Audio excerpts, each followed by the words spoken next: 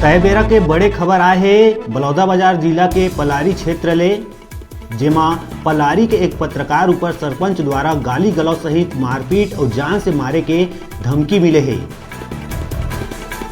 बड़े खबर बता बलौदाबाजार जिला के पलारी क्षेत्र के ग्राम पंचायत खैरी में पत्रकार ग्राम पंचायत खैरी में जानकारी लेबर गए रहीस, जिला सरपंच द्वारा गाली गलौज और जान से मारे के धमकी देहे लगिस।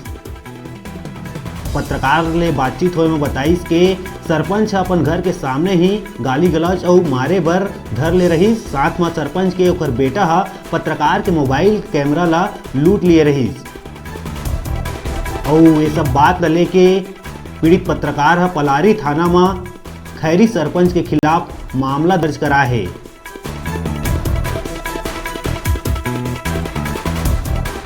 आप मतलब बड़े खबर बताथन बलौदाबाजार जिला के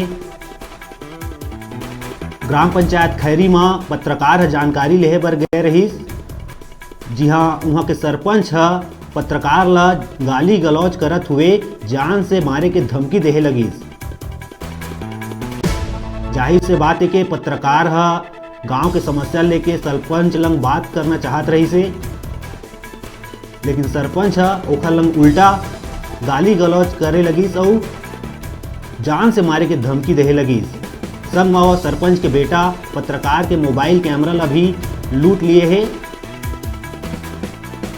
और ये पूरा बात के जानकारी अब पत्रकार पलारी थाना में सरपंच के खिलाफ मामला दर्ज कराए बर पहुंचे हैं।